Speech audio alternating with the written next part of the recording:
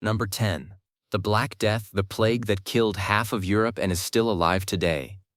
In October 1347, a port official in Messina walked out to inspect 12 Genoese ships and found something that would end the medieval world. Most of the sailors were dead. The rest were covered in black swellings at the armpits and groin that oozed blood and pus. He ordered the ships out of the harbor immediately. They were too late. The disease moved from Messina to Catania, from Catania to mainland Italy. From Italy along every trade route in existence, the streets of cities filled with bodies faster than the living could remove them. Priests stopped giving last rites because the dying outnumbered the priests. Gravediggers worked until they died and were replaced by gravediggers who also died. The infrastructure of civilization did not slow the plague, it carried it. By 1353, between 75 and 200 million people were dead. Between a third and a half of Europe's entire population was gone. Not reduced, not diminished, gone.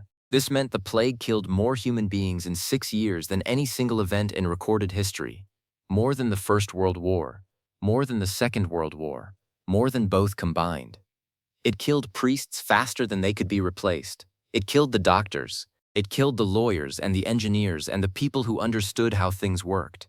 It killed the people who maintained the infrastructure of civilization, and most disturbingly of all, when it ended, the survivors did not rebuild what had existed before.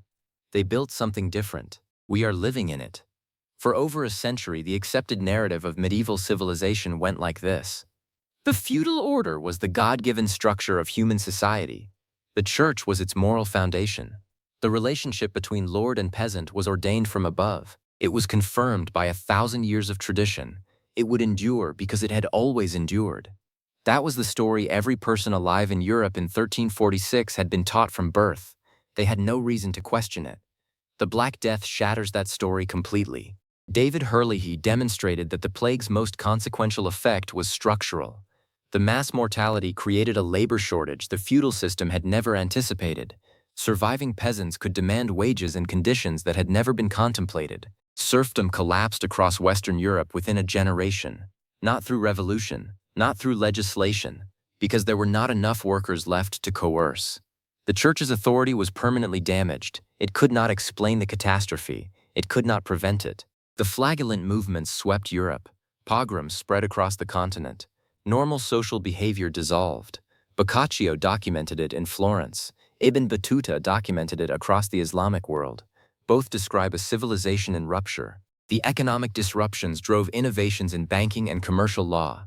Those innovations eventually produced capitalism. The intellectual dislocations drove questions about authority and salvation.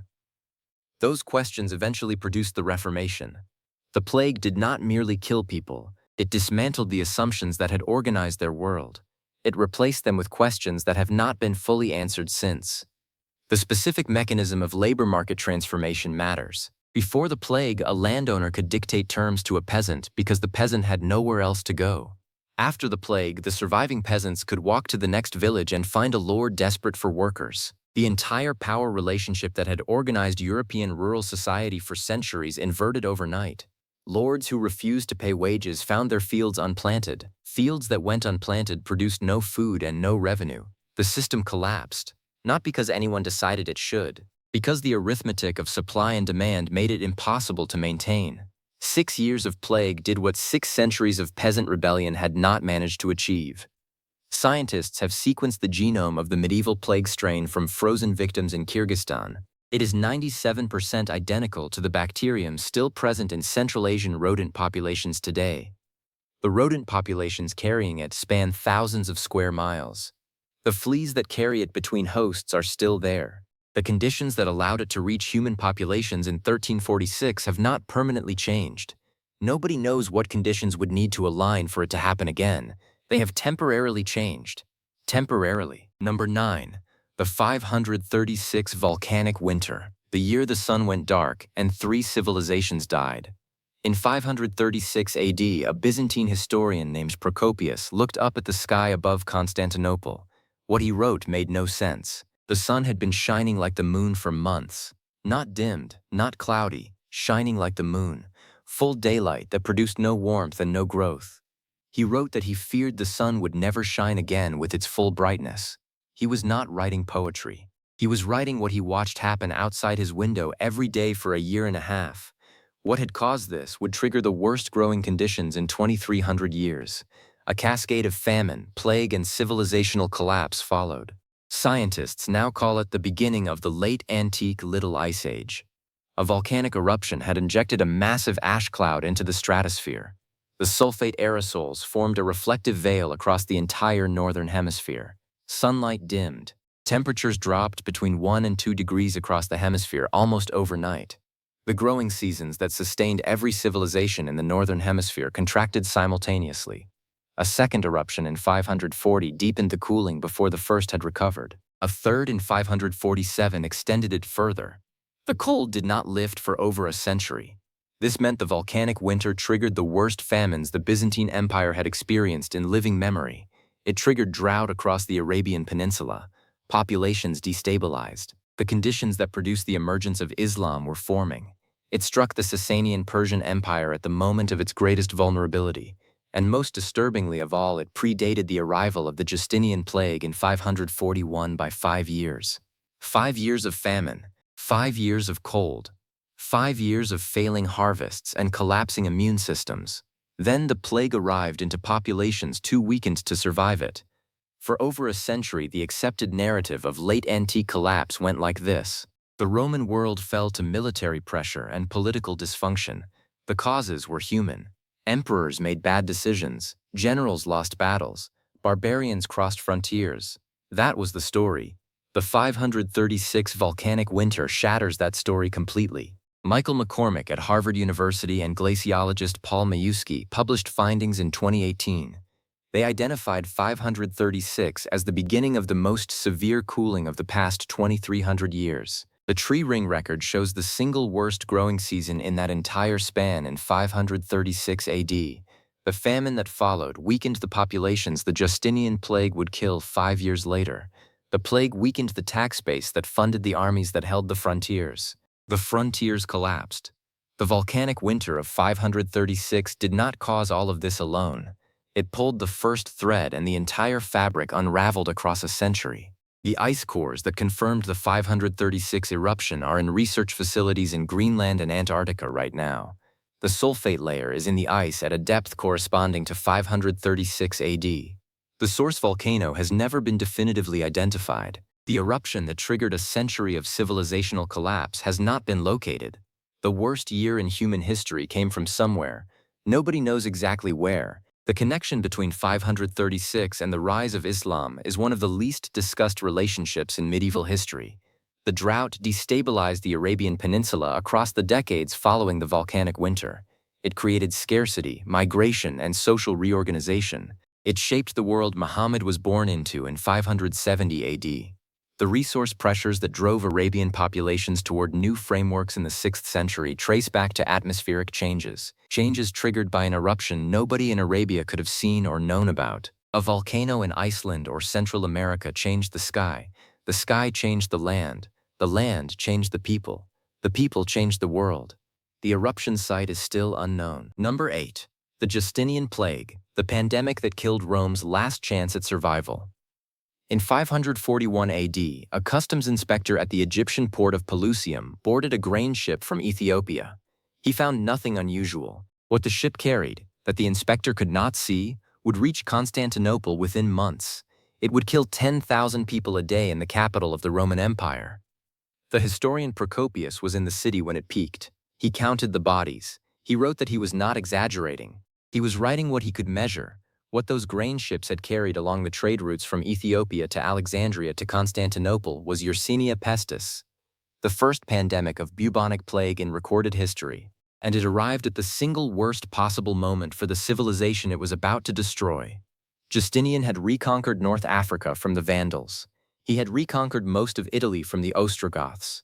He had Roman armies on Spanish soil for the first time in a century. The last viable attempt to restore a unified Roman Empire was underway. The tax revenues from the reconquered territories were funding it. The populations of those territories were generating it.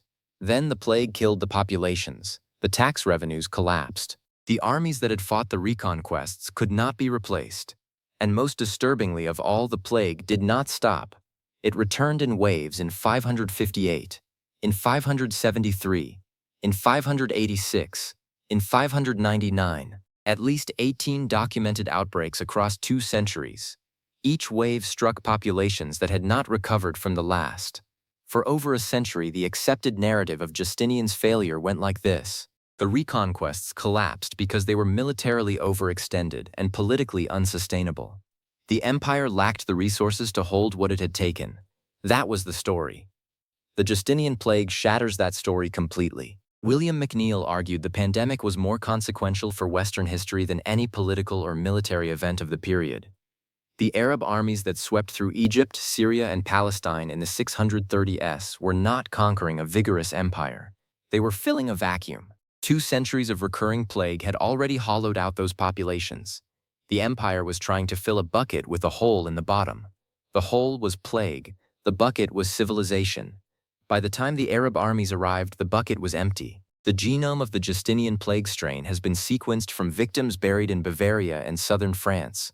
It is a direct ancestral lineage of the Black Death strain that arrived 800 years later. The same bacterium killed the Roman Empire's last chance at survival and killed the medieval world that replaced it. 8 centuries apart, one pathogen. Both pandemics began with ships nobody stopped at the right moment. The ships are still moving. What the Justinian plague's genetic legacy reveals about the present is more disturbing than its historical consequences. The reconstruction of the ancient strain showed something disturbing. The medieval plague was not an isolated event. It was part of a continuous evolutionary lineage of Yersinia pestis, stretching from the Justinian pandemic through the Black Death to the strains circulating in Central Asian rodents today. Both bacterium are ancestors of the same organism, still living in the wild. The evolutionary pressure of 2 civilizational pandemics shaped a pathogen that is still adapting. Researchers tracking plague-positive rodents in Central Asia have found the reservoir's range has not contracted since the 14th century. It has expanded. Number 7. The Great Famine, the rain that starved an entire continent for 7 years. In 1315, a farmer in northern France looked at his flooded fields and waited for the rain to stop. It did not stop.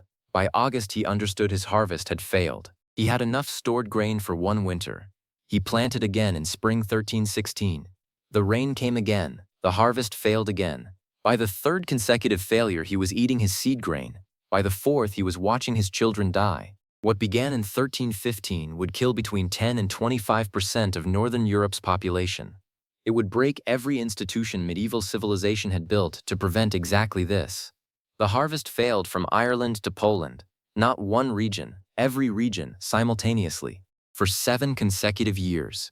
Animals died in waterlogged fields. Rivers flooded. Seed grain that should have been planted was eaten by populations with nothing else. The manorial system that was supposed to distribute food could not distribute what did not exist. The church that was supposed to provide charity had no surplus to give. The lords who were supposed to protect their tenants watched them starve. Every mechanism failed at the same time. And most disturbingly of all, what caused 7 consecutive years of continental crop failure has never been explained. The climate shifted for 7 years and then shifted back. No volcanic eruption has been confirmed. No solar event identified. It simply rained for 7 years across an entire continent and then stopped. For over a century, the accepted narrative of medieval resilience went like this. The manorial system was self-correcting. Bad harvests happened. The social order had mechanisms to absorb them. The system was robust because it had survived previous crises. That was the story. The Great Famine shatters that story completely. William Chester Jordan at Princeton documented the precise sequence of institutional failures the famine triggered. Every buffer system failed by year 3. Every mechanism designed to manage food insecurity was overwhelmed. The social contract between lord and peasant broke under it. The lord who could not provide subsistence had no claim on the peasant who had nothing left to give. The famine ended in 1322. The Black Death arrived in 1347. 25 years was not enough to recover. When the plague came, it found a Europe that had already lost 1/5 of its population, that had already broken its social systems, that had already learned the institutions of medieval civilization could not protect them. The famine prepared the ground. The plague harvested it. The biological legacy of 7 years of famine explains why the Black Death was as lethal as it was. Skeletal remains from famine survivors show Harris lines in bone growth. These record severe nutritional stress at rates far exceeding populations from before or after those years. The survivors carried the biological signature of those 7 years in their bones for life. Their immune systems had been compromised by childhood malnutrition. Their social systems had been fractured by years of desperate competition for food. Their psychological frameworks had been shattered by watching institutions fail to protect them. When the Black Death arrived in 1347, it did not find a healthy Europe. It found a Europe that had spent 25 years trying to recover. From the closest thing to a complete civilizational collapse the medieval period had yet produced, the famine did not merely weaken Europe, it made Europe specifically vulnerable to exactly the kind of catastrophe that followed. The earthwork outlines of abandoned villages are visible in aerial photographs of English, French, and German farmland right now. Communities that had existed continuously since the Roman period. Empty rings in fields where people had lived for 1,000 years.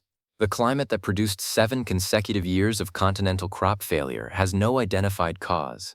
The villages are still empty, the cause is still missing. Number 6. Mount Samalas, the eruption nobody witnessed that starved the world. In 1257 a volcano erupted in Indonesia and nobody in the civilized world saw it happen. No European chronicler recorded it. No Arab scholar described it. No Chinese historian noted it. What they recorded instead was what arrived afterward. A year without summer, crops failing from England to China simultaneously, famine conditions spreading across 4 continents in the same growing season with no explanation anyone could find. What Mount Samalas had released into the stratosphere was the largest volcanic aerosol veil in 700 years, the largest in all of recorded climate history, 40 cubic kilometers of material ejected into the upper atmosphere, sulfate aerosols forming a reflective layer across the entire northern hemisphere. The growing season of 1258 contracted everywhere at once. Tree rings from European oaks, Siberian larches, North American bristlecone pines, and South American spruces all record the same signal. Something happened in 1257 that made 1258 one of the coldest years of the past millennium. Nobody who was alive in 1258 knew what it was. They only knew their fields were failing.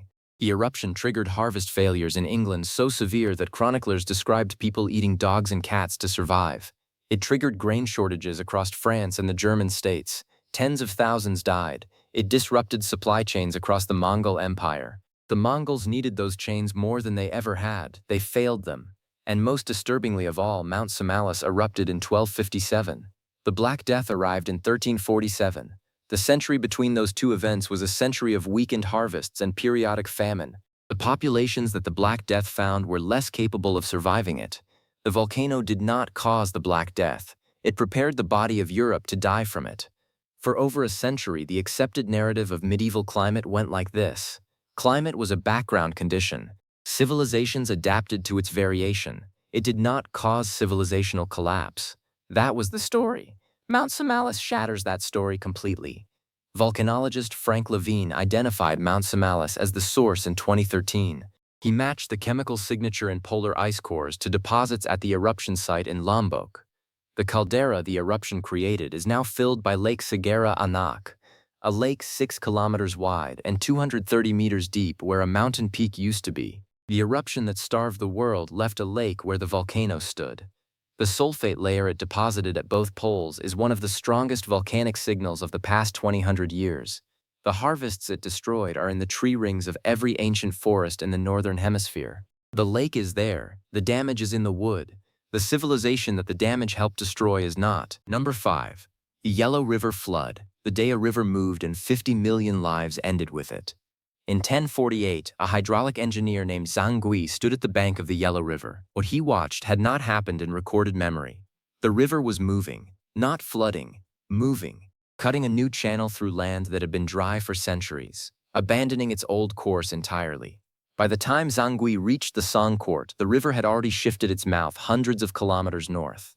Everything had already changed. Everything built around the old course was now useless. Everything in the path of the new course was gone. What the Yellow River did in 1048 would destroy the fiscal foundation of the Song dynasty.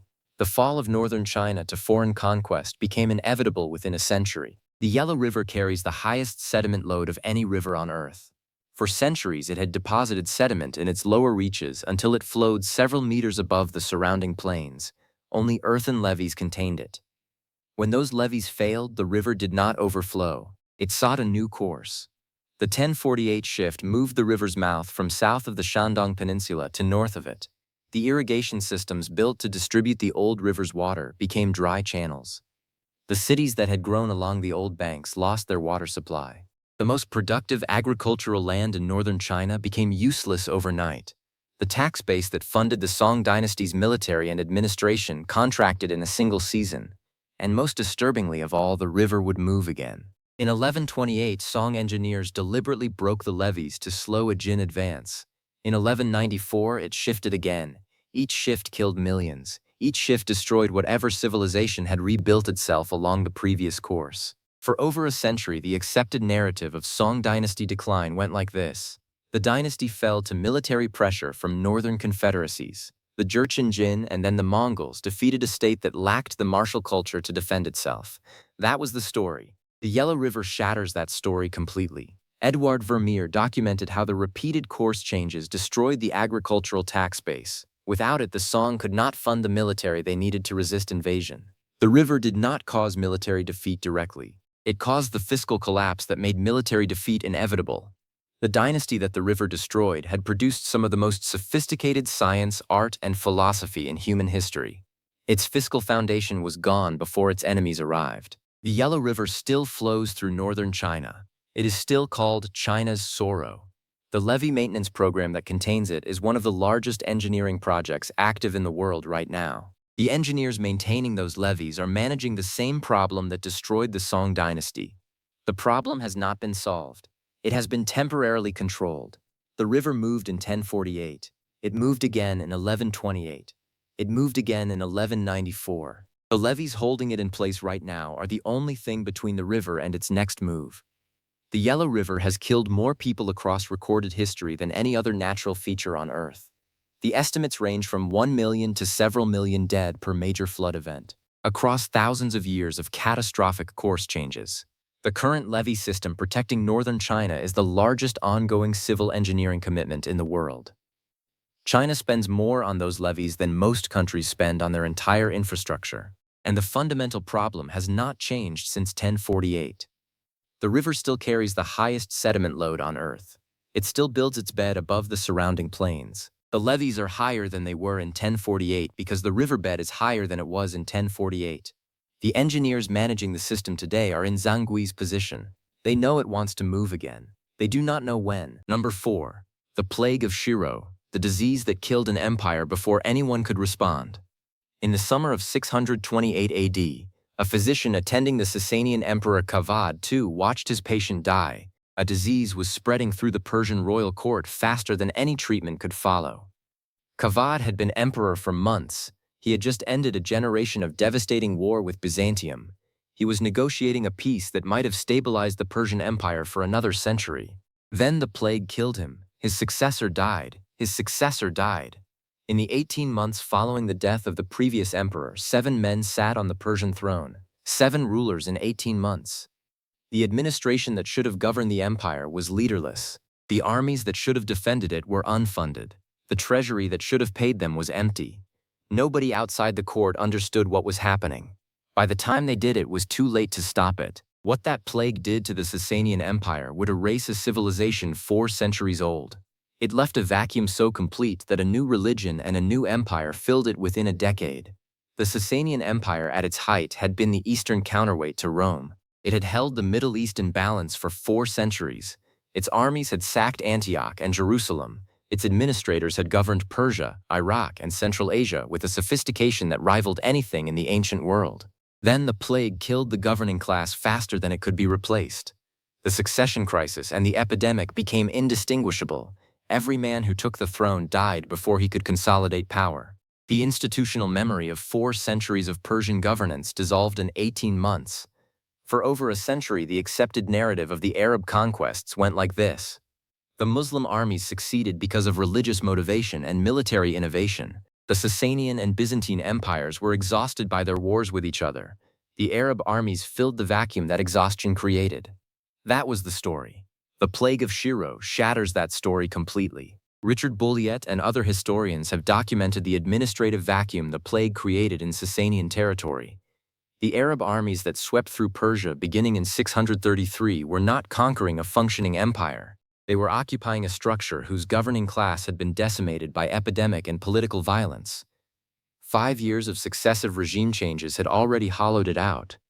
The territory those armies occupied is now Iran, Iraq, and parts of Central Asia. The civilization left its architecture, its administrative traditions, and its literary culture as foundations for what followed.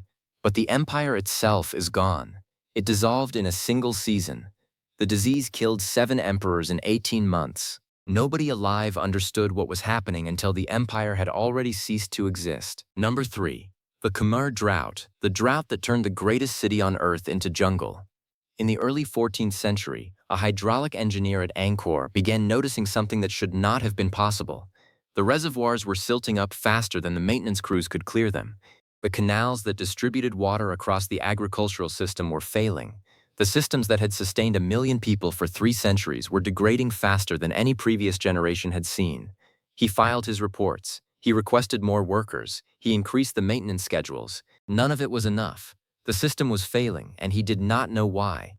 What was failing beneath him was the hydraulic infrastructure that had made Angkor the largest pre-industrial city on Earth. The force destroying it was a drought so severe and prolonged that 3 centuries of engineering could not survive it. Tree ring data from across Southeast Asia confirmed severe multi-decade droughts beginning in the late 14th century. They were punctuated by episodes of intense monsoon flooding. The droughts lowered the water table and dried the reservoirs. The floods overwhelmed channels designed for controlled distribution. The engineers who maintained the system could not keep pace with the combined assault. The system that had sustained 1 million people required continuous coordinated maintenance by a functioning state. As the system degraded, the state's capacity to fund and organize that maintenance degraded with it. As the state degraded, the system degraded further. The spiral ran for a century. The city that had been the center of Southeast Asian civilization for 400 years was abandoned by 1431. The jungle moved in within a generation. When Muhod encountered the ruins in 1860, he refused to believe the locals had built them. He was wrong. But his disbelief captures how completely the civilization had been erased. For over a century, the accepted narrative of Angkor's decline went like this. The Khmer Empire fell to military pressure from Thai kingdoms to the west. The Ayutthaya kingdom sacked Angkor in 1431. Military and political causes. That was the story. The drought data shatters that story completely. Mary Beth Day and Jonathan Hodel published sediment core data from lakes near Angkor in 2014. It documented the droughts and floods matching the period of the hydraulic system's collapse. Brendan Buckley at the Lamont Doherty Earth Observatory had published tree ring data showing the same signal. The LiDAR surveys of Angkor conducted since 2012 have revealed the full extent of what was lost. The urban landscape covers more than 1,000 square kilometers, 5 times larger than previously mapped. The greatest pre-industrial city on Earth is still there beneath the trees. The drought that turned it into jungle is in the sediment cores of the surrounding lakes. The engineers whose knowledge built and sustained that system for 3 centuries are gone with the civilization that trained them. Modern Cambodia has the ruins. It does not have the knowledge that made them possible. The LiDAR surveys have revealed something about Angkor that changes the scale of the loss entirely. The city was not a collection of temple complexes surrounded by agricultural land. It was a continuous urban landscape. No pre-industrial city elsewhere on Earth had matched its complexity. The hydraulic system was not a simple network of canals. It was a dynamic adaptive system. Its feedback mechanisms responded to seasonal variation in ways modern engineers are still mapping. The drought did not destroy a city. It destroyed the most sophisticated experiment in sustainable urban living that the pre-industrial world had produced. The jungle that reclaimed it preserved the structure. It preserved nothing of the understanding that built it. Researchers modeling the hydraulic system have concluded that rebuilding it requires knowledge that no longer exists. Number 2. The Nile Failure Famine. The 7 years the Nile stopped and Egypt ceased to exist. In 1065, a tax collector in the Nile Delta recorded something he had never seen in his career. The flood had failed. Not come low. Failed. The fields that should have been covered in fertile silt were dry. He noted it in his records, assumed next year would be normal, and filed his report. The next year the flood failed again. The year after that it failed again.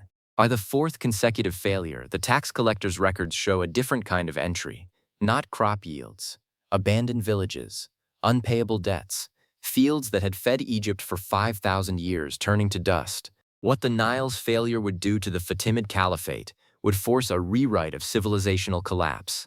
When the one natural system stops working, everything stops with it. For 5,000 years, Egyptian civilization had been built on one assumption: every year the Nile would flood. The flood would deposit the silt that made the soil fertile. The grain would feed the population and fund the state. When the flood failed for consecutive years, every buffer the civilization had built was deployed and exhausted. By the fourth year, the Fatimid Caliphate was dissolving. It had been one of the wealthiest states in the medieval world. The Caliph al-Mustansir watched his armies disintegrate when he could no longer pay them. His court ate the animals from the royal stables. His treasury was empty. His administration had ceased to function. Foreign powers occupied Egyptian territory because there was no military left to resist them. And most disturbingly of all this happened not to a weak state. It happened to one of the richest thrones in the world. The Nile stopped. The civilization stopped with it. For over a century, the accepted narrative of Fatimid decline went like this. The caliphate weakened due to internal political divisions and military pressure from the Seljuk Turks. The causes were political and military. That was the story. The Nile failure shatters that story completely. Paula Sanders and other historians of Fatimid Egypt documented the sequence of institutional collapse the famine triggered. The state did not weaken gradually. It dissolved catastrophically across 7 years.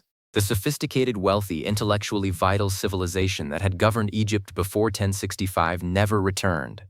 The Crusaders who established themselves in the Levant 2 decades later were exploiting a weakness the famine had created.